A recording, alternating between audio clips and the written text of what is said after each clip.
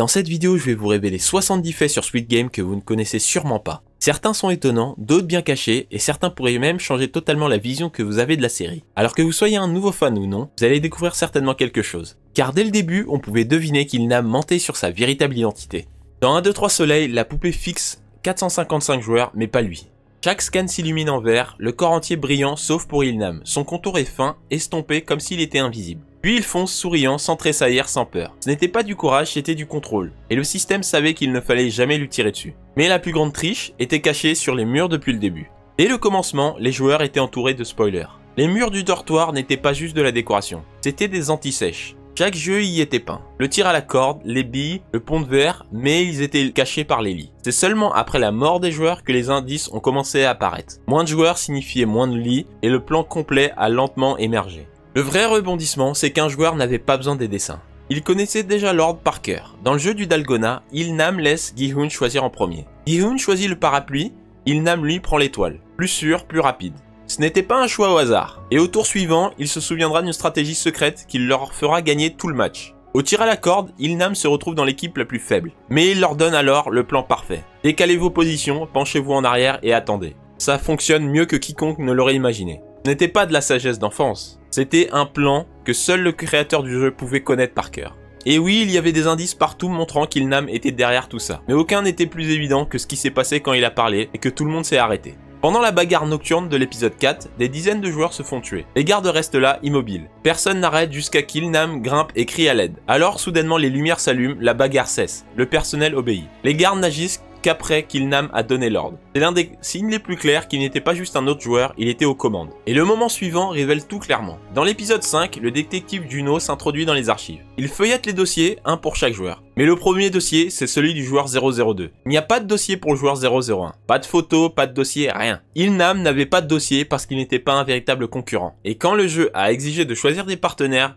il a essayé de disparaître parce qu'il savait ce qui arrivait aux joueurs qui restaient seuls. Juste avant le jeu de billes, on a dit aux joueurs de se mettre par groupe de 2. Celui qui ne trouvait pas de partenaire, en réalité, était qualifié d'office. Et que fait Ilnam? Il se cache seul dans un coin. Pendant que tout le monde s'agite, il reste juste assis là à attendre parce qu'il sait déjà. Il sera renvoyé au dortoir. C'est exactement ce qui est arrivé à la joueuse 212. Elle n'est pas choisie et elle est automatiquement qualifiée. Ilnam n'était pas confus. Il espérait la même échappatoire, mais Gi-hun le choisit à la dernière minute et le force à jouer. C'est là qu'Ilnam change les règles, parce que l'arène n'est pas aléatoire. Dans l'épisode 6, pendant le jeu des billes, Ilnam arrête soudainement de jouer. Il commence à errer dans le quartier. Cela semble être de la confusion, mais ce n'est pas le cas. Le décor est une copie parfaite de la rue de son enfance parce qu'il l'a construite. Ce n'était pas une hallucination, c'était chez lui. La série nous a donné un dernier indice. Dans Squid Game, la mort de chaque joueur est montrée à l'écran, sauf une. Quand Ilnam perd au jeu de billes, la caméra coupe. Pas de sang, pas de corps, pas de chute, juste un seul coup de feu hors champ. Il est le seul concurrent dont la mort n'est pas montrée. Et cela se produit juste avant quelque chose de très spécifique. Après les billes, Ilnam disparaît. Le jeu suivant, le pont de verre. C'est celui qui a le taux de mortalité le plus élevé de la série, après 1, 2, 3 Soleil. Si Ilnam était resté, il aurait dû sauter, choisir une dalle de verre, espérer qu'elle ne se brise pas sous lui. Beaucoup trop risqué pour quelqu'un qui essayait de rester en vie. Alors, il simule sa mort avant que ça commence, un timing parfait. Et si ce n'était pas assez évident, son nom le disait clairement depuis le premier jour. Parfois, le plus grand rebondissement est caché juste sous nos yeux. Le nom complet d'Ilnam est Ilnam. Et en coréen, il signifie un et Nam, homme. Donc son nom se traduit littéralement par homme numéro 1. L'homme numéro 1, le premier joueur de Squid Game, mais également le créateur donc. C'était la vérité depuis le début. Et juste avant de disparaître, il donne à Gi-hun quelque chose de plus qu'un adieu. Ilnam donne sa veste à Gi-hun. Pas par accident, il choisit de ne pas rendre la veste 456. Il lui donne la sienne. Certains fans pensent que c'était un signal, un message silencieux aux gardes pour dire « celui-ci est sous ma protection ». Ce n'est jamais confirmé, mais dans un endroit où les numéros sont une question de vie ou de mort, un échange de vestes pourrait tout signifier. Au jeu suivant, Ilnam fait exprès l'idiot. Il se souvenait jusque-là de chaque jeu, mais a oublié comment jouer aux billes. La série pendant un temps nous fait croire qu'il devient sénile, mais à la fin, il dit qu'il savait que Gi-hun trichait. Donc oui, tout était faux. La série ne le dit jamais à haute voix, mais en réalité, Ilnam le testait depuis le début. Et avant cela, il a testé tout le monde. Après 1, 2, 3 Soleil, le vote est à égalité. Et le dernier votant est Ilnam. Il choisit de mettre fin au jeu, non par pitié, mais pour filtrer. Il s'est assuré que seuls les plus motivés reviendraient. C'est dans les règles et ça a toujours fait partie de son plan. On a parlé du créateur à l'intérieur de la série, mais qu'en est-il de celui derrière la caméra, le réalisateur? Quand Squid Game est sorti, les fans ont rapidement pointé du doigt pour eux un plagiat. Il aurait copié As the God Will, un film japonais. Les deux histoires commencent par 1, 2, 3 Soleil, et deux ont des poupées effrayantes. Mais voici la vérité. Le réalisateur de Squid Game a écrit la première ébauche en 2008. Le film japonais, lui, est tiré d'un manga qui est sorti en 2011, soit 3 ans après. Donc pas de plagiat, juste des cauchemars parallèles. Et en parlant de parallèles, il y en a un qui se cache dans le premier cadeau de Gi-hun. Dans l'épisode 1, Gi-hun achète un cadeau pour sa fille. Une boîte noire avec un ruban. Plus tard, les joueurs morts sont scellés dans la même chose. Des cercueils noirs avec des rubans roses. Et ce n'est pas le seul lien avec sa fille. Dans l'épisode 1, Gi-hun s'excuse auprès de sa fille. Tu sais, j'aurais voulu t'offrir un meilleur dîner que ça. Elle lui répond, on est allé dans un steakhouse avec mon beau-père tout à l'heure. Avance rapide, avant le jeu final, on sert un steak à Gi-hun. Le même repas, mais cette fois, ce n'est pas pour un anniversaire. C'est un dernier repas avant la mort.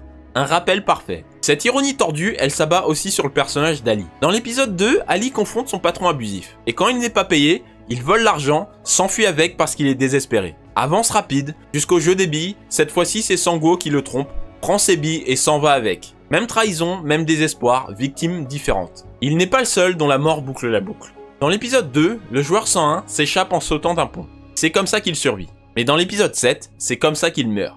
Il tombe à nouveau, cette fois entraîné par la joueuse 212. La série ne l'a pas seulement puni, elle l'a fait tourner en boucle. Et cette symétrie dans la mort, Juno l'a subie aussi. Dans l'épisode 3, Juno tue un garde, puis jette son corps dans l'océan. 5 épisodes plus tard, exactement la même chose lui arrive. Il est abattu par le frontman, son propre frère, et est jeté à la mer. Et même les cercueils avaient une histoire cachée. Ces boîtes noires avec des rubans roses n'étaient pas juste effrayantes, elles étaient intentionnelles. La directrice artistique l'a expliqué ainsi. C'était une façon de souhaiter à ceux qui nous ont quittés une vie après la mort paisible où il n'y aurait plus de douleur. Je pense que les arcs-en-ciel dans Squid Game partagent la même signification que les cercueils. Mais la première fois que nous voyons cette mentalité en action, ce n'est pas juste avec un cercueil. Dans l'épisode 1, Gi-hun joue au Dakji. S'il perd, il se prend une gifle.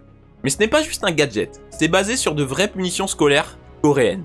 Les gifles étaient autrefois routinières, utilisées pour former à l'obéissance. Et les enveloppes rouges et bleues, pas un hasard non plus. Elles font écho à une légende urbaine japonaise, d'Akamanto, qui a été confirmée par le réalisateur de Squid Game. D'après cette légende, un fantôme apparaît dans la salle de bain et demande aux êtres humains de choisir entre le papier toilette bleu ou le papier toilette rouge. Mais à la fin, c'est un faux choix puisque le fantôme tue l'être humain, peu importe. Et c'est exactement ce qui se passe avec Squid Game. Le rouge ou le bleu, s'il joue à Squid Game, il a de très fortes chances évidemment de mourir à la fin. Et quand Gi-hun survit à toute cette douleur, il ne repart pas seulement avec de l'argent. Il repart totalement changé. Après avoir gagné les jeux, Gi-hun va chez le coiffeur et se teint les cheveux en rouge vif. Cela a choqué beaucoup de fans. Mais la vraie signification est venue du réalisateur encore une fois. Il a expliqué que Gi-hun est différent maintenant. Si j'étais lui, je ferais quelque chose que je ne ferais jamais. J'ai choisi les cheveux rouges, c'est comme la colère de Gi-hun. Ce n'est pas une question de déguisement, c'est une question de changement. Gi-hun est sorti vivant des jeux, mais il n'est plus le même homme que quand il y est entré. Cet esprit de choix audacieux, le réalisateur Wang en a fait un avant même la diffusion de la série. Avant de devenir un phénomène mondial, Netflix voulait l'appeler autrement. Round 6. C'était sûr, mais trop générique. Le réalisateur s'est battu. Squid Game était trop étrange comme nom et ça ne parlait finalement qu'aux Coréens. Netflix craignait que le nom ne s'exporte pas bien. Mais le réalisateur savait que le titre devait paraître dangereux. Il devait ressembler à un piège. Et il a gagné. Maintenant, Squid Game est l'un des titres les plus emblématiques de l'histoire du streaming. Et l'un de ses personnages les plus emblématiques n'est pas ce que vous pensez. La poupée d'1, 2, 3 soleil n'est pas une image de synthèse, elle est bien réelle. Un accessoire fonctionnel de plus de 3 mètres de haut. Après le tournage, ils l'ont placée à Machaland, un musée de calèche en Corée du Sud. Elle est devenue là-bas une sensation virale. Les touristes ont inondé le site jusqu'à que les autorités la retirent de la vue du public. La poupée n'était pas le seul décor construit pour effrayer les joueurs et les spectateurs. Ces escaliers pastels entrelacés, ce n'était pas juste pour le style. L'ensemble du décor a été inspiré par un tableau appelé Relativité, une illusion d'optique de 1953 où les escaliers mènent partout et nulle part. Dans Squid Game, c'est le but. Pas de direction, pas de sortie, pas de réalité, juste un monde qui semble coupé hors du temps. Et d'ailleurs, les gardes qui patrouillent dans ce labyrinthe n'ont pas toujours été sans visage. Les gardes n'étaient pas censés ressembler à ça au départ. Le réalisateur voulait à l'origine des uniformes de style Boy Scout, comme une enfance devenue sombre. Mais il montrait trop le corps des gardes. Ils avaient besoin d'anonymat, comme dans une ruche. Alors, il a donné des combinaisons roses, des masques géométriques sans visage identiques, jetables, programmés pour obéir. Le réalisateur n'a pas seulement créé Squid Game, la série a failli le briser. Il a écrit la majeure partie en étant ivre d'alcool seul dans son appartement. Il a réécrit des scènes des dizaines de fois, a perdu des financements des acteurs, et à la fin il a perdu même 6 dents. C'est ce qu'il a fallu pour construire cette série. Pas seulement de la créativité, mais aussi beaucoup de douleur. Et en parlant de douleur, le personnage qui cache le plus la sienne n'est même pas un joueur. In-Woo n'a pas commencé en étant mauvais, il a commencé avec un badge. Le frontman était à la base un policier, ce qui explique tout. Son calme sous pression, sa précision chirurgicale, sa force aussi pendant les jeux, n'est pas juste une histoire de fond, c'est un avertissement. Que même un policier droit et honnête comme lui peut finir par devenir le frontman. En continuant avec le réalisateur, on découvre que Gi-Hun et Sang-woo sont deux parties de lui-même, comme il l'a expliqué. Gi-Hun est son côté pauvre, élevé par une mère célibataire, fauché, endetté, originaire d'un quartier pauvre. Sang-woo est son côté intelligent, grande école, forte pression, grandes attentes. Leurs idéologies se battent à la fin car ils sont les deux parties d'une même pièce. En parlant de Gi-Hun d'ailleurs, l'histoire de Gi-Hun n'est pas juste inventée. Elle est basée sur une douleur bien réelle. Bien que ce ne soit pas montré à l'écran, l'histoire de Gi-Hun est qu'il perd son emploi à l'usine. Il y a des affrontements, la police arrive, c'est effrayant et triste. Cela vient d'un événement bien réel en Corée du Sud de 2009. Chez Sangyong Motor, les travailleurs se sont mis en grève. La police a réprimé durement. Plus d'une douzaine de personnes sont mortes. La série a pris cette véritable tragédie et l'a transformée en l'histoire de Gi-Hun. Voici un autre fait qui a beaucoup secoué les gens. Quand le recruteur donne la carte à Gi-Hun, le numéro a l'air faux, n'est-ce pas? Eh bien, il est en réalité totalement vrai. Ce numéro à 8 chiffres était réel. Il appartenait à une femme qui en avait aucune idée jusqu'à que des milliers d'appels de canulars commencent à affluer. Même un youtubeur a essayé de l'appeler en direct, pas de réponse. Netflix a dû intervenir, ils se sont excusés et ont modifié les scènes. Une petite erreur qui a causé beaucoup de chaos. Et cette cagnotte dans le jeu, elle n'est pas juste grosse, elle est massive. La cagnotte à l'écran a l'air énorme, mais ce n'est pas juste de la magie télévisuelle. Parce que 45,6 milliards de won, c'est environ 38,5 millions d'euros. L'un des plus gros prix en argent fictif jamais montré. Assez pour changer la vie de n'importe qui pour toujours. Et toute l'histoire de Squid Game a bien failli ne jamais voir le jour. Car quand le réalisateur Hwang Dong-hyun a écrit en 2009, tous les producteurs n'en voulaient pas. C'était jugé trop violent, trop irréaliste, même si l'histoire parlait de vraies difficultés sociales. Hwang a dit « Je voulais que l'histoire reflète les luttes de personnages réels que nous avons tous rencontrés ». Les années sont passées, il a abandonné le projet, puis finalement, Netflix est arrivé en Corée et a sauvé la série. Le fait suivant nous ramène à l'origine surprenante de cette scène, quand Gi-Hun se met à lécher le dalgona. Le réalisateur faisait ça quand il était enfant. Même astuce, même bonbon, même pression. Et pendant le tournage, il l'a testé à nouveau. Un autre fait, le choix de musique dans 1, 2, 3 Soleil. Cette reprise jazz étrange qui joue pendant 1, 2, 3 Soleil n'est pas juste un bruit de fond. Le réalisateur a choisi Fly Me to the Moon, un classique de jazz exprès. Son ton doux et romantique contraste avec le massacre brutal à l'écran. C'est absurde, élégant, un miroir parfait des jeux eux-mêmes. Enfantin à l'extérieur, mortel à l'intérieur. Au sujet des VIP, leur histoire a son propre rebondissement surprenant. Les VIP ont l'air froids et posés, mais leurs répliques n'ont pas été faciles. Écrit à l'origine en coréen, leur dialogue a été traduit en anglais ensuite, souvent par des gens non natifs. De plus, les masques et la distance rendaient encore plus difficile l'exercice. Le résultat est un mélange de mystère et de maladresse. Tout à l'heure, je vous parlais de la poupée, mais est-ce que vous savez que son histoire est encore plus profonde que ce que vous pensez? Elle s'appelle à la base Yoongi, elle vient d'un vieux livre scolaire coréen. Yoongi apprenait aux enfants comment se comporter. Elle avait un ami nommé Cheolsu. Ensemble, ils étaient des exemples de bonne manière. Squid Game l'a transformée de gentille à terrifiante. Au sujet du numéro de Gi-Hun, il a aussi une signification spéciale. Le réalisateur, encore une fois, nous l'explique. Il a donné le dernier numéro exprès. Il représente l'homme ordinaire, la personne ordinaire qui souffre le plus du système mais qui est ignorée. Il est tout en bas de la chaîne alimentaire. Cela reflète les propres luttes du réalisateur avec la pauvreté. Il se demandait pourquoi les riches continuent de s'enrichir tandis que les pauvres continuent de tout perdre. Ainsi, 456 devient plus qu'un simple numéro, c'est un symbole. Le dernier à rejoindre, le premier à souffrir, un homme écrasé par le système. Et d'ailleurs, quand on compare les deux, Il-nam est l'homme numéro 1, l'homme le plus riche du système. Gi-Hun est le dernier, le plus pauvre, le 456. Ensuite, l'accent d'un personnage a déclenché un débat national. L'accent nord-coréen de Kang Sae-byuk ne s'est pas seulement démarqué. L'actrice derrière, sud-coréenne, s'est entraînée avec de vrais réfugiés nord-coréens et des coachs en dialecte. Dans la série, Sae-byuk utilise l'accent nord-coréen seulement avec son petit frère ou avec le passeur. Le reste du temps, elle parle avec l'accent sud-coréen pour rester cachée. Netflix a fait face à un problème inattendu que personne n'avait vu venir. Quand Squid Game a explosé dans le monde entier, Netflix a battu des records, mais pas tous pour de bonnes raisons. Le fournisseur d'accès internet sud-coréen SK Broadband a poursuivi Netflix. Ils ont affirmé que la série avait provoqué une multiplication par 24, leur réseau était surchargé, et ils ont exigé que Netflix paye pour les dommages causés. Est-ce que vous vous êtes déjà posé une question sur le design des masques des VIP? Chaque masque n'était pas seulement un choix de design, l'équipe artistique les a modelés sur des prédateurs. Les lions, cerfs, panthères, ours et aigles. Ces masques sont censés représenter le pouvoir, la froideur,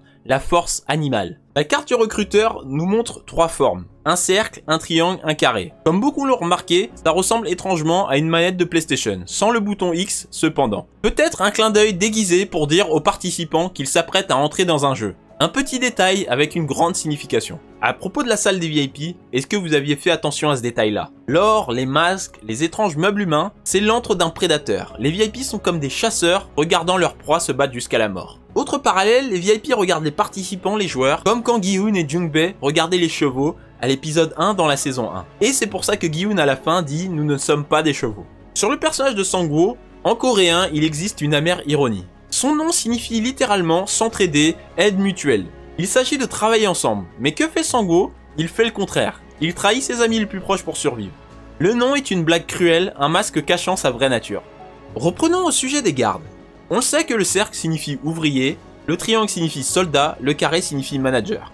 Mais c'est plus que des simples symboles. C'est une hiérarchie stricte de style militaire. Les ouvriers ne peuvent pas parler à moins qu'on ne leur adresse la parole, les pauses toilettes sont surveillées. Si vous enfreignez les règles, c'est une exécution immédiate. Tout est construit pour une seule chose, le contrôle total et l'obéissance. Le parallèle avec l'armée et la prison continue un peu plus loin avec les joueurs. Tout au long des jeux, les joueurs ne sont appelés que par leur numéro.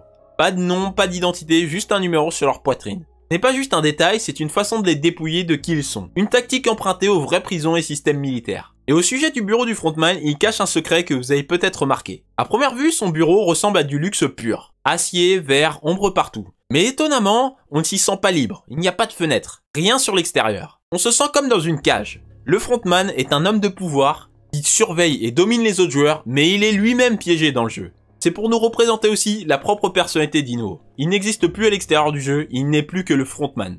Encore sur ces fameux symboles de triangle, carré et rond. Ils viennent en réalité de vieux jeux d'enfants de rue coréens car le réalisateur voulait quelque chose de simple, facile à repérer de loin. Jusqu'à maintenant, je vous ai donné la signification de beaucoup des noms des personnages. Mais savez-vous en réalité que tous ces noms, que ce soit Gi-hun, Sang-woo ou même Il-nam, n'ont pas été inventés. Ils viennent de l'histoire même du réalisateur. Il les a nommés d'après de vrais amis avec qui il a joué quand il était enfant. Même le policier et son frère, Juno et Ino, sont basés sur des personnes de sa propre vie. Est-ce que vous saviez que le décor du jeu des billes n'était pas en image de synthèse? Il était tout à fait réel. Contrairement au Pont du Verre, qui lui était très dépendant des effets spéciaux, le quartier avait été construit pour de vrai. Briques, murs, sable, l'équipe de production avait fabriqué tout à la main. Il voulait que les joueurs et les spectateurs se sentent nostalgiques, comme s'ils entraient dans un souvenir d'enfance.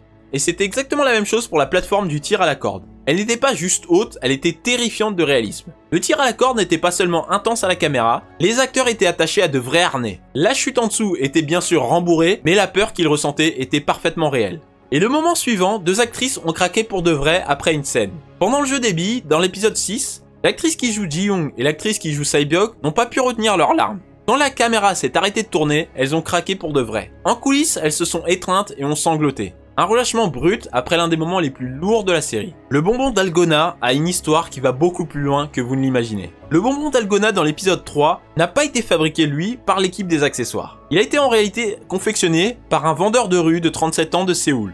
Pour le tournage en juin 2020, il a utilisé plus de 15 kg de sucre pour fabriquer 700 bonbons. Aujourd'hui, il les vend toujours depuis un minuscule stand de rue. Après l'explosion de la série, les fans ont fait la queue pendant des heures, si longtemps qu'il n'a même pas pu rentrer chez lui pendant une semaine. Et le dortoir révèle aussi encore bien d'autres mystères. Il a été construit plus pour fatiguer que reposer les joueurs. L'équipe de production a construit un immense décor physique avec exactement 456 lits. Un pour chaque joueur du jeu. Le dortoir est devenu lui-même un personnage en soi dans l'histoire. Ce décor réel et non en synthèse a rendu les performances plus brutes et crédibles parce que la pression était réelle. Et à propos du masque du frontman, car c'est le seul qui a un design qui est différent de tous les autres. Les formes angulaires et nettes du masque du frontman, elles viennent du style appelé le cubisme. Un style artistique qui décompose les choses en morceaux, montrant plusieurs facettes à la fois. Ce masque le reflète sa personnalité complexe et cachée. Parfait pour un homme piégé dans une zone grise, entre le bien et le mal. On parlait du masque du frontman précédemment, mais son rôle lui-même, à la base, était très différent. Les premières ébauches de Squid Game montraient le frontman comme un simple joueur. Il était censé concourir aux côtés des autres. Maintenant, il est le chef masqué qui dirige tout le jeu, rendant l'histoire plus sombre, plus mystérieuse, montrant la hiérarchie stricte en coulisses. Contrairement à la plupart des séries avec de nombreux scénaristes et réalisateurs, Hwang Dong-hyun a écrit et réalisé chaque épisode de la saison 1. Il a passé 6 mois juste sur les 2 premiers épisodes. Pour les saisons 2 et 3, il est resté le seul scénariste et réalisateur. Son contrôle créatif total a donné à Squid Game sa vision unique et cohérente. Pendant la saison 2, les jeux ont été choisis avec un public mondial en tête. Car maintenant la série évidemment avait un public mondial. Pierre feuille ciseaux, roulette russe, pas seulement des jeux coréens. Ils voulaient que le monde entier comprenne. Dans cette même saison 2, le vote est devenu une partie intégrante du jeu. Cela crée encore plus de tension entre les joueurs, entre ceux qui veulent continuer et ceux qui veulent s'arrêter. Un détail pour ajouter encore plus de drame. Dans la saison 2, lorsque le frontman revient en tant que joueur 001, il utilise le faux nom de Oh Young-il en coréen. Young et Il veulent dire 0 et 1. Donc son nom veut littéralement dire 001, correspondant parfaitement à son numéro de joueur. Cela reflète également, bien sûr, le joueur originel 001 Oh Il-nam, suggérant qu'ils détiennent tous les deux des rôles spéciaux dans le secret du jeu. Il y a encore d'autres faits amusants qui se sont déroulés sur le plateau. Par exemple, certains des coups étaient très réels. Dans le pentathlon à 6 jambes de la saison 2, la gifle entre la joueuse 120 et la joueuse 44 n'était pas de la comédie. On a dit à l'acteur de gifler pour de vrai pour augmenter l'intensité de la scène. Après l'avoir frappé, il s'est immédiatement excusé en s'agenouillant. Un autre détail aussi très intéressant autour de Yoonju. Dans la saison 2, Youngmi appelle Yoonju Unni. En coréen, Unni signifie grande sœur. Une manière respectueuse et attentionnée que seules les femmes plus jeunes utilisent pour d'autres femmes. Cela montre que Youngmi reconnaît Yoonju en tant que femme. Ce petit mot montre tranquillement l'acceptation que Youngmi a pour le personnage de Yoonju. Et juste après, derrière un simple détail, il y a une vraie connexion entre la saison 1 et 2, et peut-être entre le frontman et Il-nam. Dans la saison 2, le frontman, donc sous son faux nom, Young-il, offre sa brique de lait au joueur 222. Il lui dit « Prends celui-ci aussi, je n'en veux pas, je ne peux pas boire de lait normal de toute façon. » Faisant écho à un moment discret de la saison 1 où Gi-hun a donné du lait à Ali. Derrière un simple parallèle entre les deux personnages, que les deux sont intolérants au lactose, il y a peut-être un mystère encore plus grand. Car, quand Gi-hun lui dit qu'il est intolérant au lactose, Il-nam lui répond que son fils également. Donc, est-ce que ce fils ne serait pas le frontman? Et les indices vont plus loin que ça. On apprend dans la saison 2 que Junho et le frontman ne sont pas de véritables frères, ils sont demi-frères. Donc, peuvent avoir un parent différent, et pourquoi pas un père. La série ne confirme jamais aucune de ces théories, mais elle laisse de nombreux mystères comme celui-ci. Le fait suivant mélange le monde réel et Squid Game. Dans la saison 2, le joueur 333, Myung-gi, parle d'une fausse crypto appelée Dalmatia Coin. C'est une arnaque où les personnes qui la dirigent prennent l'argent des investisseurs puis disparaissent. C'est exactement ce qui s'est passé dans la réalité avec une crypto-monnaie appelée Squid Coin. Après la sortie de la saison 1, cette crypto-monnaie est apparue et a monté énormément. Puis les créateurs ont pris des millions et ont laissé les investisseurs sans rien. La série utilise cela pour nous avertir des risques et de la ruse des arnaques crypto. Un autre fait de la saison 2, c'est sur le rôle très mystérieux et étrange du personnage de la chamane, la joueuse 44. La joueuse 44 passe son temps à murmurer des prédictions effrayantes et effectuer des rituels liés aux anciennes traditions coréennes. Mais on la voit en même temps trahir, on la voit en même temps mentir. Squid Game utilise ce personnage pour nous montrer à quel point les croyances spirituelles peuvent être profondes, même dans des moments difficiles. Il nous montre aussi que parfois, il faut se méfier de ces croyances-là, car la chamane dans le jeu va avoir des disciples et va finir par les trahir. Ceci paraît anodin comme détail, mais je suis sûr que comme beaucoup de spectateurs, vous n'aviez pas fait attention au tout début. Il s'agit d'un visage familier que beaucoup ont presque manqué. Jung-bae, le joueur 390, est d'abord apparu en réalité pour quelques minutes seulement dans la saison 1 à l'hippodrome avec Gi-hun. C'était si rapide à l'écran que la plupart des spectateurs ne l'ont même pas remarqué. Puis dans la saison 2, il est de retour. Beaucoup de fans n'ont pas réalisé que c'était le même personnage, le vieil ami de Gi-hun. Qu'est-ce que son apparition dans la saison 2 voulait nous dire? Ça voulait dire que, après avoir passé autant de temps à faire des paris, lui aussi est devenu tellement désespéré qu'il s'est retrouvé dans Squid Game. En parlant de confusion, il y a cette grande théorie qui a duré pendant très longtemps, qu'en réalité le joueur 125, Min-soo de la saison 2, était le VIP 3 de la saison 1. Mais ce ne sont pas du tout les mêmes personnes. Le joueur 125 est joué par l'acteur Lee David. Le VIP 3 était joué par l'acteur David Lee. Acteurs différents, personnages différents. Le joueur 125 était donc totalement nouveau. Il n'y avait pas un VIP caché ou déguisé. Avant de mourir, est-ce que vous avez remarqué ce détail important sur le visage du recruteur? Dans la scène de la roulette russe de la saison 2, le visage du recruteur raconte une histoire. Un côté a l'air calme, confiant sur le futur. L'autre côté est effrayé et incertain. C'est une prouesse incroyable de l'acteur qui nous montre comment son personnage est traversé par ces deux émotions en même temps. Le tout dernier secret, seuls 2 joueurs ont jamais joué à Squid Game 2 fois. Song Gi-hoon, joueur 456, n'est pas juste un gagnant, il a joué à Squid Game 2 fois. S'il n'avait pas décidé de se sacrifier d'ailleurs à la fin, il l'aurait même gagné 2 fois. D'abord dans la saison 1 où il a tout raflé, puis à nouveau dans la saison 2 pour tenter d'arrêter le jeu. Hwang In-ho, le frontman, a fait de même. Ancien gagnant, le joueur 132, revenu déguisé en joueur 001 pour garder le contrôle dans la saison 2. Seuls ces deux-là ont bravé le jeu 2 fois. Voilà, c'est la fin de cette très longue vidéo. Si vous l'avez aimé, je vous en supplie, mettez un like, commentez si vous avez d'autres faits que vous connaissez. Il y en a plein d'autres. Il y en a notamment dans mes autres vidéos. Si vous voulez en savoir plus sur les derniers mystères qui restent sur Squid Game, je vais la mettre à l'écran, la vidéo, n'hésitez pas à la voir. Également, si vous voulez un moment un peu plus drôle, il y a tous les moments drôles de la saison 3 de Squid Game en vidéo également. Je vous retrouve très prochainement pour une prochaine. Allez, ciao!